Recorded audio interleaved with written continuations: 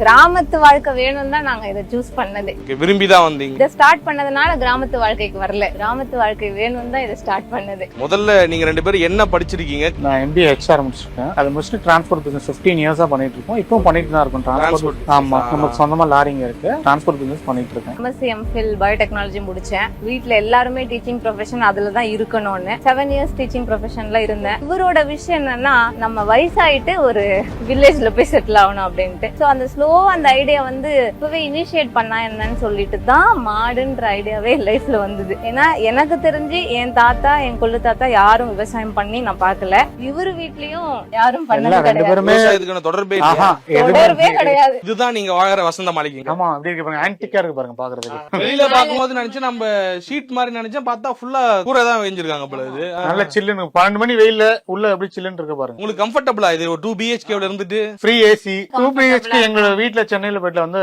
6க்கு 6.5. So அதுல வந்து ஒரு 5 பேர் படுக்கலாம் அந்த பெட்ல. இந்த பெட்ல பாத்தீங்கன்னா நாங்க 2 பேர் குழந்தை பழக்கமா கரெக்டா அப்படி காம்பாக்ட் ஃபேமிலியா இருக்குது எங்களுக்கு. இன்னொரு விஷயம் என்னன்னா, நாங்க நிறைய தூங்குறது வந்து எங்க பசுக்களோட தான். அங்க ஒரு கைத்து கட்டில இருக்கு. அந்த கைத்து கட்டில தான் நைட்ல எல்லாம் மாடும் கூட தான் ஜாஸ்தி. ஓகே, அப்ப என்ன மாதிரி எல்லாம் சொன்னாங்க? வீட்ல ஏதாவது எதிர்ப்பு தெரிவிச்சாங்க? நிறைய எதிர்ப்பு இருந்துச்சு. எங்க வீட்ல எங்க அம்மா ரொம்ப எதிர்த்தாங்க. இங்க இருந்து பாக்கும்போது இந்த வீடை பாத்தீங்கன்னா ஒரு நிமிஷம் கலங்கிலாம் நின்ட்டாங்க. சென்னையில இவ்வளவு பெரிய வீட்டை விட்டு இந்த வீட்டுல ஒரே பையன் நானு. புரிஞ்சுக்கிட்டாங்க இவங்க இப்படிதான், திருந்த மாட்டாங்க எவ்வளவு சொன்னாலும் இவங்க இப்படிதான் அப்படின்னு.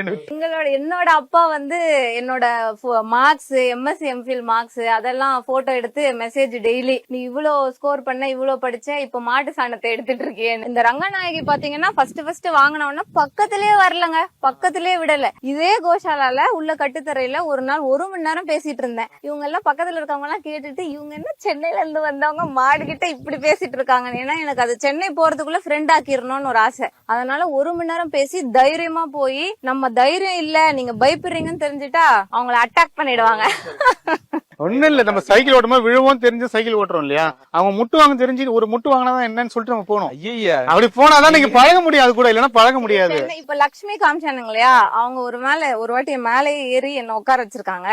அதுக்கப்புறம் வந்து சக்தின்னு ஒரு பசு வந்து பாத்தீங்கன்னா கண்ணுக்குட்டி போட்டோன்னா பக்கத்திலேயே போக கூடாது. இவர் சொன்னாரு, நான் போனேன், இந்த 2 சீக்ஸ்ல தூக்கி அங்க இருந்த சாலையில போய் விழுந்துட்டேன். புரியல எனக்கு, என்னமோ ரங்கராட்டம் விளையாடுற மாதிரி. ஆனா எல்லாரும் என்ன சொன்னாங்க, நீ உள்ளே இருக்காது, அது கிட்டயே போக கூடாதுன்னு வார்ன் பண்ணிதான். எனக்கு என்னன்னா, நம்ம டெய்லி சாப்பாடு போடுறோம், நம்மளே என்ன அது விடாம இருக்கிறதுன்னு சொல்லிட்டு சாப்பாடு போட்டு 4 கலர்ன பாருங்க, நான் அலர்ட் இல்லன்னு தெரிஞ்சுக்கிச்சு. ஒரே முட்டுங்க. ஆனா நம்ம தைரியமா இருக்கணும். நாக்பூர் கோவிக்யான் அனுசந்தன் ரிசர்ச் சென்டர்ல ட்ரைனிங் அட்டென்ட் பண்ணிட்டு கவுடங் கவ்யூரின் ப்ராடக்ட்ஸ் வந்து பண்றோம். அது இல்லாம தூப் ஸ்டிக்ஸ், வரட்டி, அதுக்கப்புறமா வந்து சரும பிரச்சனைக்கு எல்லாம் வந்து பாத்தீங்கன்னா சோப்பு, இது எல்லாமே இப்ப நாங்க வந்து கத்துக்கிட்டோம்.